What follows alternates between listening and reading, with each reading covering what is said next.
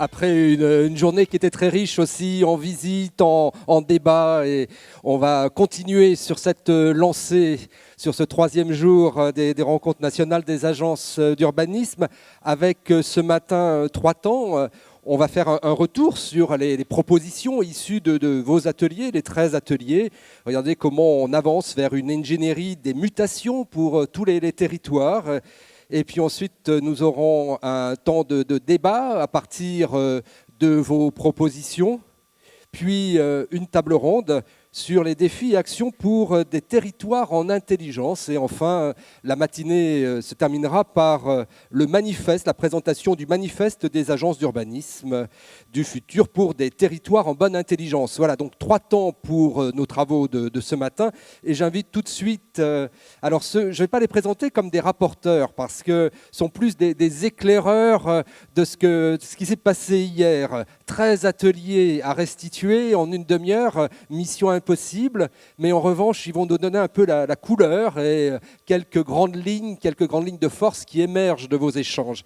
J'appelle Simon Dumoulin de la Bartette, qui est le directeur de l'agence d'urbanisme de la région havraise, Pascal Poupineau, la directrice de l'agence d'Oise-la-Vallée, Benoît Pavageau, le directeur de l'agence d'urbanisme de la région nantaise, et Dominique Alba, la directrice de la PUR, l'atelier parisien d'urbanisme. Voilà, mesdames, messieurs, prenez place.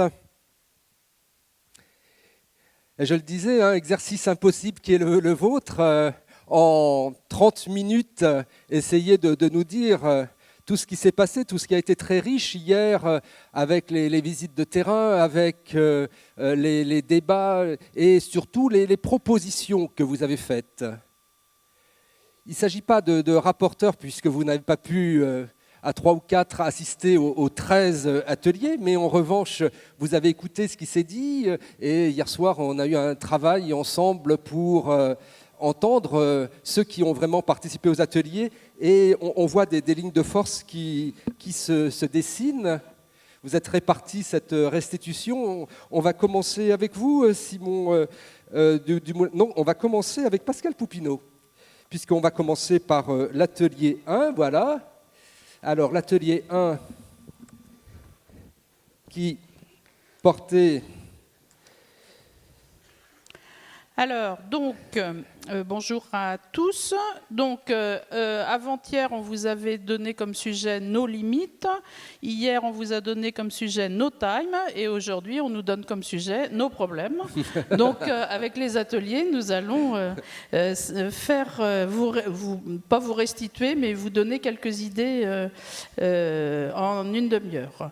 Alors, pour l'atelier 1, il s'agissait de l'intitulé, c'était Scott et PLUI en taille XXL, recomposition des limites ou confusion sans limite.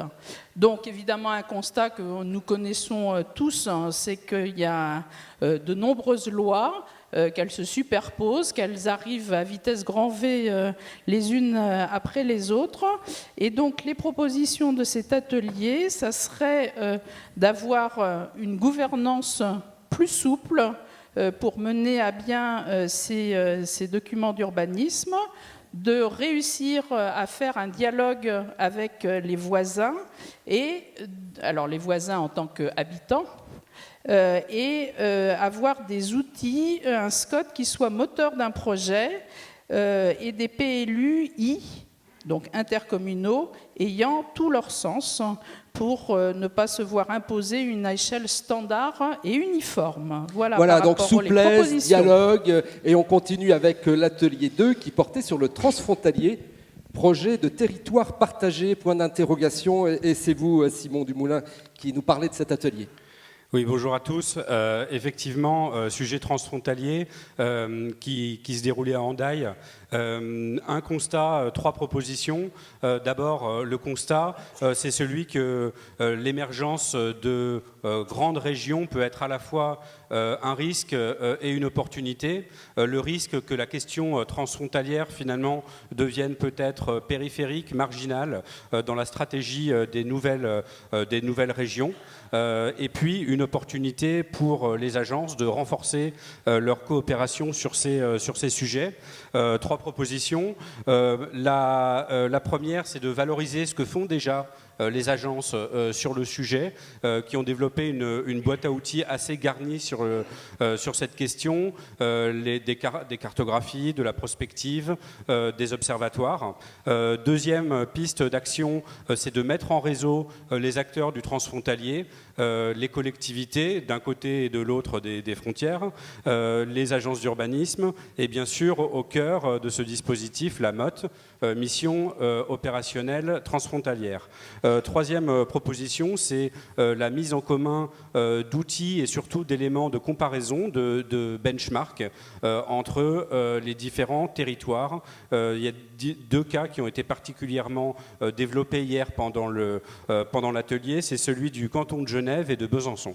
Voilà, les territoires d'innovation, hein, disiez-vous justement, ces territoires transfrontaliers. On reste avec vous pour l'atelier 3, c'est le STRADET, une planification régionale à inventer. Alors effectivement, cet atelier il portait spécifiquement sur le STRADET, mais j'ai l'impression que le sujet du STRADET est revenu dans beaucoup d'ateliers sur la question des transports, sur la question des relations aux EPCI. En fait, les participants à cet atelier, ils ont traité la question du STRADET sur 3 registres, celui de l'échelle, celui de l'articulation avec les politiques publiques et celui sur l'ingénierie du STRADET en lui-même. Rapidement, donc, sur le premier registre, qui est la question des échelles, c'est d'abord, avant de se précipiter sur l'échelle régionale en tant que telle, d'avoir une analyse et une lecture de la place de la région dans un espace plus vaste, national et européen, pour mieux dégager les leviers d'attractivité. Sur la question toujours de l'échelle, c'est de bien traiter les interfaces, les franges et les nouveaux effets de frontières. Et puis enfin, sur la question des échelles infra-régionales, de bien identifier les pôles de développement, les systèmes urbains qui font les territoires régionaux. Ensuite, sur la question de l'articulation avec les politiques publiques, la question a été posée de où véritablement on peut mettre le curseur entre la stratégie et l'action pour être ni dans le stratosphérique ni dans le pointillisme, avec le caractère temporel et prescriptif du STRADET. L'autre enjeu, c'est celui d'en faire autant une démarche qu'un schéma. Donc comment est-ce qu'on fait vivre ce schéma dans le temps? Ça exige de repérer, d'identifier en amont les acteurs qui vont le faire vivre. Et puis bien sûr, autre enjeu, ne pas négliger le travail d'observation préalable sur la connaissance de ces nouvelles régions. Les agences ont développé beaucoup d'outils sur ces sujets. Et puis enfin, sur le registre de l'ingénierie d'élaboration, mobiliser la ressource locale. Les agences d'urbanisme en font partie. Les agences d'urbanisme pourraient, dans ce contexte, apporter de la plus-value dans la construction des STRADET à 3 niveaux, celui de la connaissance et de l'observation, celui de la capacité à faire remonter des projets locaux, PLUI, PLU, SCOT, et puis la capacité à organiser et à faciliter un dialogue entre les différentes strates territoriales. Merci Simon. On passe le micro à Pascal et on va parler de l'atelier 5, eau et urbanisme, limite ou lien pour un projet de territoire partagé. Alors, un constat, difficulté du sujet et d'appropriation du sujet de l'eau, dans la mesure où l'eau, évidemment, c'est plutôt à l'échelle des bassins versants qu'il faut la traiter, et donc il y a assez peu, on va dire, de PCI à cette échelle de bassins versants. 3 enjeux, c'est, compte tenu de cette difficulté d'appropriation du sujet, c'est l'intérêt de se retrouver et de mettre autour de la table les acteurs, on va dire, de compétences différentes, mais traitant du sujet de l'eau, évidemment dans des territoires différents au sens peut-être OPCI. C'est de faire interagir ces participants qui ont ce sujet commun de l'eau, et donc évidemment de susciter un dialogue croisé de ces intervenants. Une proposition principale, la conséquence un peu de ça, c'est de créer donc une gouvernance locale innovante, interdisciplinaire et en dépassant les limites institutionnelles. Merci Pascal. On revient avec Simon sur l'atelier 7, nouveau territoire, nouvelle mobilité. Et là, les participants à cet atelier ont été eux-mêmes mobiles puisqu'ils sont allés à Saint-Sébastien. C'était la moindre des choses pour cet atelier. Et effectivement, matin à Saint-Jean-de-Luz, après-midi à Saint-Sébastien, il a été plus question en réalité de nouveaux services de mobilité plutôt que d'offres de transport. Donc plus dans les services et peut-être moins sur la question des infrastructures. La question no limites, du dépassement des limites, elle a été appréhendée sous 3 formes. La question des nouvelles limites des intercommunalités et des régions, avec des intercos qui grandissent dans des régions qui grandissent. Il y a un effet taille sur la question des déplacements, mais ce n'est pas uniquement, comme on le disait en plénière d'ouverture avant-hier, juste un changement d'échelle, c'est aussi un changement de nature. Il y a aussi la question du dépassement des limites des frontières. Donc on a travaillé sur la question transfrontalière, en particulier en écoutant les projets du conseil départemental de Pyrénées-Atlantiques. Et puis il y a un dépassement qui n'est pas d'ordre spatial cette fois-ci, c'est la limite des outils qui est aussi à dépasser. On a eu des interventions très intéressantes pendant cet atelier, à la fois sur le projet SEVA, c'est-à-dire le Léman Express entre Annemasse et Genève, avec un soin particulier apporté aux projets urbains en lien avec un projet d'infrastructure et avec des projets urbains qui permettent de financer l'infrastructure pratiquement à hauteur de 15% avec les plus-values foncières. Donc c'est peut-être aussi ce type de réflexion qui pourrait être menée dans certaines agences d'urbanisme. Et puis une présentation de la ville de Donostia, très intéressante sur leur politique tarifaire, et notamment une politique dégressive en fonction du nombre de fois qu'on a utilisé les transports dans le mois. C'est quelque chose qu'on connaît assez peu en France. Plus on prend le bus, moins ça coûte cher. Merci Simon. On revient avec Pascal sur l'atelier 8 avec une dimension environnementale là aussi. C'est quelle politique énergétique pour les territoires après la COP21 ? Et j'ai juste oublié pour l'atelier 5 une visite des Bardes de l'Adour, qui est donc des zones de marais restaurées où il y a eu de nombreux acteurs qui ont mis en place et restauré ce site. Pour l'atelier 8, autour de l'énergie, donc l'énergie, 3 enjeux thématiques, c'est évidemment, et on le sait tous, et depuis la COP21, c'est un sujet d'actualité, l'enjeu de la sobriété énergétique à réaffirmer, et je pense qu'il faut le réaffirmer à toutes les échelles, pour tous les partenaires, pour arriver à obtenir les engagements de la COP21. C'est évidemment l'enjeu de l'association citoyenne, puisqu'on ne fera pas ça sans les citoyens, et peut-être pour nous, plus agence d'urbanisme, l'enjeu autour des données énergétiques que nous recherchons, que nous avons envie d'exploiter et pour lequel nous n'arrivons pas forcément à obtenir.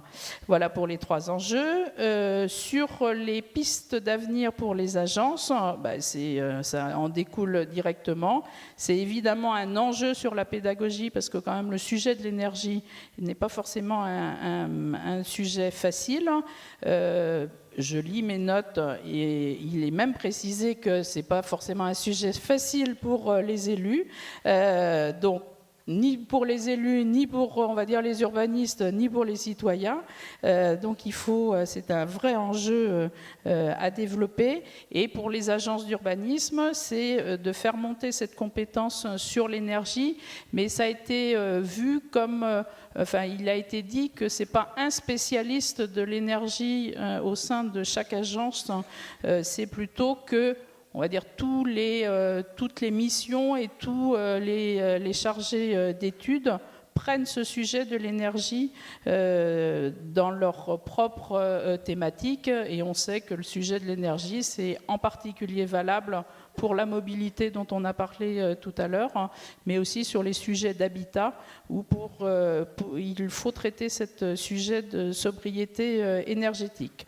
L'élément majeur à retenir, c'est que les agences puissent jouer le rôle de plateforme d'acteurs territoriaux, une plateforme où on peut là aussi dialoguer, ça a été dit sur d'autres sujets, et on le redit sur la question de l'énergie. Et une demande des énergéticiens de travailler le plus en amont possible, hein, pour travailler sur des territoires plus sobres. On passe maintenant à l'ingénierie pour les territoires, et on va le faire avec vous, Dominique Alba.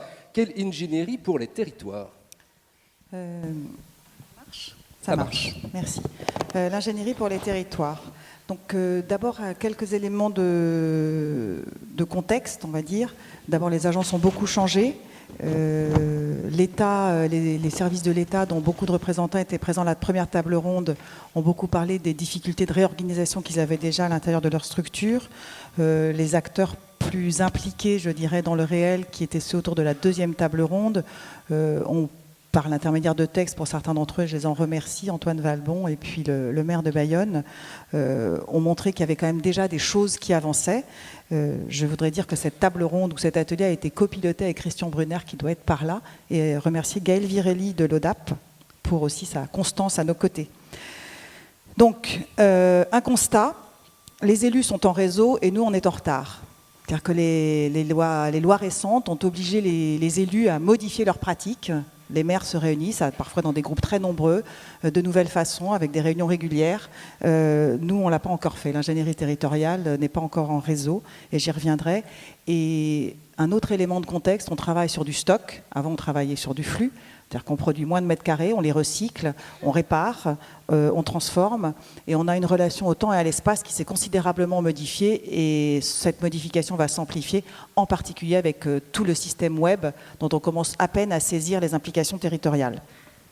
On s'est fixé un objectif, que ce soit une ingénierie au service du projet politique. On a beaucoup parlé dans ces deux tables rondes de la nécessité du projet politique, que l'ingénierie n'était pas le projet politique, les techniciens sont à leur place et les politiques doivent pouvoir prendre la leur. Donc une ingénierie au service du projet politique, mais une ingénierie en réseau à laquelle on reconnaît le droit à l'expérimentation, implicitement le droit à l'erreur. 3 propositions très concrètes et chacune illustrée par un exemple. Donc développer une ingénierie de projet qui s'ouvre à d'autres acteurs et en particulier aux citoyens. Par exemple, donner la place à des démonstrateurs dans les projets portés par des citoyens. On a cité comme exemple une maison du projet dans laquelle on a des plans remplacés par un Fab Lab activé par des associations de citoyens ou par un espace aménagé par des citoyens qui soit l'expression du projet à toutes ces étapes. Deuxième proposition, mettre en place un conseil mensuel des ingénieries territoriales sur le modèle de nos élus. C'est-à-dire accepter de se parler, de se voir régulièrement pour échanger et petit à petit construire cette ingénierie en réseau dont on parle tous. Premier exemple, un SIG commun en libre accès. Aujourd'hui, on a des SIG, ils ne sont pas toujours communs et ils ne sont pas toujours en libre accès. Troisième proposition, favoriser les équipes projets interstructures avec comme pilote la maîtrise d'ouvrage. Je prends comme exemple un projet de transport. Ça n'est pas piloté par une ingénierie en réseau. Les agences ne sont pas à toutes les étapes du projet. Elles sont à un moment, elles font des études par anticipation.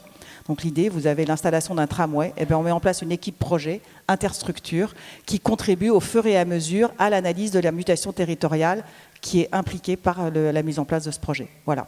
Merci Dominique. Le temps, l'espace, le stock, dites-vous, et puis des dialogues à organiser, à rendre plus réguliers, plus productifs.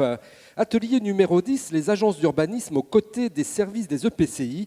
Et on va en tirer les conclusions avec vous, Benoît Pavageau, qui est le directeur de l'agence d'urbanisme de la région nantaise, mais aussi avant dans des fonctions de direction générale de service d'une grande interco qui était la métropole, qui est toujours la métropole de Nantes. Oui, j'étais à la fois DG de la ville de Nantes et de la métropole. Donc, nous avons travaillé hier matin sur les enjeux, sur les relations entre les intercommunalités et les agences d'urbanisme.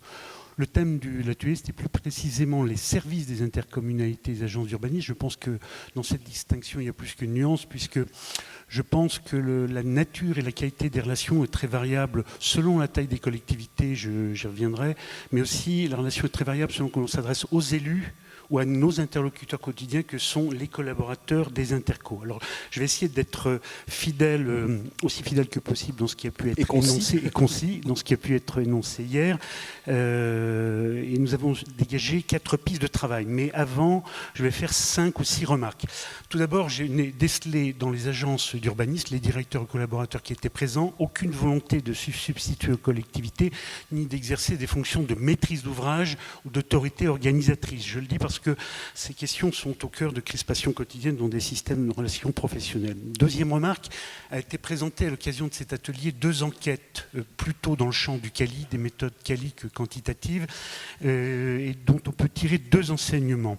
C'est que les relations sont plus denses avec les établissements publics de grande taille, mais plus conflictuels, et sont beaucoup plus distants en général avec les structures de petites intercommunalités. Ce qui veut dire que je pense que nous avons un enjeu dans les agences d'urbanisme. Alors ça tient en grande partie aussi au fait que les agences ne sont pas présentes dans tous les territoires, mais adossées souvent à des agglomérations. Je pense que nous avons un enjeu ici. Deuxième enseignement de ces enquêtes, c'est que une enquête qui a été réalisée par la DGCF, c'est que l'image est globalement positive des agences. Mais les points négatifs sont également importants. Dans les points négatifs, il y a à la fois une posture trop techno, pas assez pédagogique des agences, voire parfois, c'est un ressenti qu'on peut retrouver dans certaines petites communes, je pense qu'il faut réfléchir, un peu d'arrogance du sachant vis-à-vis de l'opérationnel. Alors, je le dis, il faut être très lucide sur ces questions-là parce que c'est le fond de la relation au quotidien. Deuxième remarque avant les pistes opérationnelles, le modèle économique. Pour avoir interrogé, pour être nouveau dans ce métier de directeur d'agence, je pense que cette question est loin d'être résolue globalement. Elle est bien sûr traitée différemment à l'échelle des territoires, mais qu'elle mériterait de faire encore débat sur certains territoires. Trop souvent, les agences ou les services des intercos cherchent des prétextes à ne pas faire. Là, on pourrait faire ensemble. Et c'est bien la troisième question, celle de la mutualisation. On parle de mutualisation entre services de collectivités, d'intercos. Je pense qu'il faut poser la question de la mutualisation entre, au moment où les enjeux d'optimisation sont importants, et j'y reviendrai encore après, d'optimisation dans la relation entre d'optimisation et de mutualisation entre la relation entre les agences et les services intercos. Ce qui m'amène à développer un des thèmes qui m'est cher, c'est que non seulement nous avons des débats sur les contenus des PPT, les objectifs que nous avons, les études que nous avons menées, les travaux que nous avons menés, mais je pense que nous avons une obligation collective, variable selon les territoires, la chose est traitée différemment, d'approfondir la question de la gouvernance des moyens et des méthodes. Les lieux, les méthodes, adaptés à chaque thème et à chaque territoire. Alors 4 orientations, 4 pistes de travail. La première, c'est renforcer la lisibilité et la visibilité des agences d'urbanisme. Avec 3 remarques, surtout en direction des Comcom, me semble-t-il, puisque là on sent qu'il y a sur certains territoires des marges de progrès. Deuxièmement, en direction des citoyens, c'est un thème qui revient dans la bouche de nombreux collaborateurs d'agences. À l'époque de l'open data, je pense qu'il y a des étapes à franchir dans de nombreuses agences pour rendre public des travaux qui ont un caractère global, non pas ciblé, non pas territorialisé. Et ça pose la question du fait d'oser les politiques éditoriales dans chacune des agences d'urbanisme pour partager et mettre sur le territoire, faire connaître au public un certain nombre de données qui sont actuellement peu partagées. Le deuxième axe de piste de travail à examiner par territoire, c'est travailler autrement. Alors les enjeux de pédagogie, du faire savoir, de façon à créer une culture commune. Il ne s'agit pas de tomber dans l'entre-soi, mais je pense qu'il y a encore peu, selon les territoires, bien sûr c'est variable, peu de partage. La deuxième question, et c'est une formulation qui a été faite un peu trash d'un collègue, aller vers plus de pluralisme et moins de faux de consensus. Au moment où nos concitoyens demandent vraiment la clarification sur certaines questions, et on sait que sur certains dossiers, les tenants et aboutissants sont de nature diverse, sont compliqués, je pense qu'il y a un vrai enjeu à oser la mise à plat publique des éléments de débat, ce que font d'ailleurs nombre de nos élus. Et puis la troisième remarque qu'en fait le groupe, c'est travailler autrement, c'est aussi être à l'initiative des contacts en direction de tous les collaborateurs de l'ingénierie publique locale, et qui ne sont pas que dans les agences.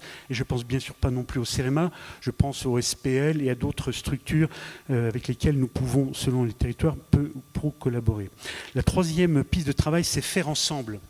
Faire ensemble, ça veut dire, bien sûr, toujours le PPT, c'est avoir un niveau de dialogue qui soit déterminant, qui soit pertinent, que les collaborateurs, les chargés d'études, les chefs de service collaborent, c'est bien, mais l'agence n'a de légitimité, de force, n'est pertinente que lorsque le dialogue se fait à un haut niveau, le président de l'Interco ou le vice-président délégué ou le DGS, et ça c'est une, je pense, indispensable si on veut assurer la qualité des travaux. Puis faire en sorte, et les élus qui étaient présents à l'atelier l'ont dit, c'est maîtriser et faire en sorte que les agences soient toujours un outil de proximité.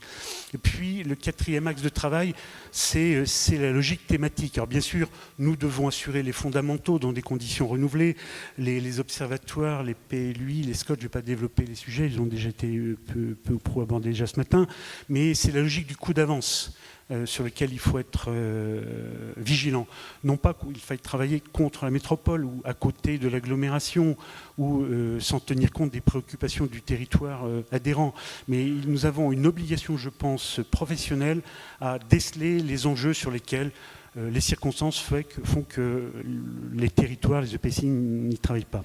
Donc en conclusion, très rapidement, et c'est une formule du collègue de Grenoble, Benoît Parent, c'est les agences sont un bien commun. À nous de les exploiter au mieux dans une logique de démarche plurielle. Et puis, le deuxième élément de conclusion, c'est que nous n'y arriverons bien que s'il y a un projet commun de territoire, et les agences, au regard de leur métier, de savoir-faire, peuvent évidemment y contribuer. Merci Benoît. Vous évoquiez l'ouverture des données qui bousculent les pratiques. Eh bien, c'était le thème de l'atelier numéro 4 et on va le voir avec vous, Simon, atelier urbaniste et data scientist. Quel avenir commun ? Oui, effectivement, la question de l'open data, elle pose en partie la question du positionnement des agences. Le groupe qui a planché sur la question hier, il s'est résolument mis dans la perspective d'une libération massive des données qui arrivera et qui arrivera dès le 1er janvier 2017. Le jeu d'acteurs, il évoluera très vite et ce sera aux agences d'urbanisme de s'adapter à ce nouveau contexte. Et là, l'atelier avait le rapporteur même de la loi République numérique dans les travaux. Le député Belay, exactement. Il s'agit en fait d'une opportunité pour les agences qui vont bénéficier en fait de données massivement libérées, mais ces mêmes agences d'urbanisme, elles devront elles aussi jouer le jeu de l'open data et libérer leurs données. Donc, jouer le jeu de l'open data, ça veut dire ne pas être dans une logique de verrouillage de la donnée une fois qu'elle a été libérée. Il s'agit d'être très vigilant pour les agences d'urbanisme, de ne pas laisser ces données reformatées d'une autre manière avec des nouveaux algorithmes qui pourraient créer un peu des nouveaux monopoles sur la donnée, donc jouer totalement le jeu de l'open data. Il y a un autre sujet qui a fait l'objet de discussion dans cet atelier, c'est la question des logiciels libres, avec des opportunités de mutualisation, aussi d'économie pour les agences, mais avec des besoins de formation, de montée en compétences, identifiés sur ces sujets, de monter sur des compétences assez techniques pour certains outils. Merci. Vous gardez le micro pour l'atelier 6, territoire et écosystème économique. Oui, pour ce sujet, donc trois enjeux et trois pistes d'action. D'abord, les enjeux, un fort besoin de connaissance des entreprises, des flux qui les relient, des mutations qui transforment les territoires. Un enjeu d'un meilleur dialogue entre les acteurs qui font le développement économique, entreprises, mais aussi citoyens, associations, collectivités locales. Et puis, bien sûr, un enjeu important, c'est la montée en puissance des régions sur le champ de l'économie, avec les schémas régionaux de développement économique qui doivent être bouclés pour la fin de l'année et qui doivent être en cohérence avec les SRADET. Les trois pistes identifiées par les participants de l'atelier, c'est de renouveler l'observation économique faite dans les agences, peut-être plus dans une approche systémique. Il a été notamment question des outils toile industrielle, initiés par Dunkerque et qui a fait des petits un petit peu partout sur les territoires. Il a été question aussi, deuxième piste, de renforcer les agences comme des lieux de mutualisation pour structurer des pôles de développement. Pôles de développement, c'est d'aménagement d'investissement et de développement économique, et puis faire des réseaux d'agences, des outils aussi d'aide à la décision au niveau régional. Donc là, on se situe dans le cadre des coopérations régionales des agences d'urbanisme. Alors, on a évoqué au cours de plusieurs ateliers cette relation des agences avec les autres acteurs du territoire. Et parmi ces acteurs, eh bien, il y a aussi les universitaires, les chercheurs, territoire et recherche, le rôle des agences d'urbanisme. Et c'est avec vous encore qu'on en parle, Simon. Oui.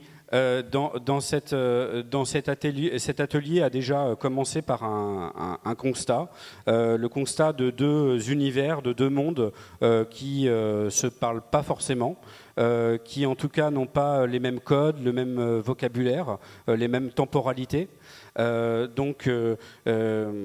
Afin de créer des passerelles entre les agences d'urbanisme, le monde de la recherche, les collectivités locales, ce qui est apparu important au groupe, c'est de réaliser une sorte de cartographie des acteurs.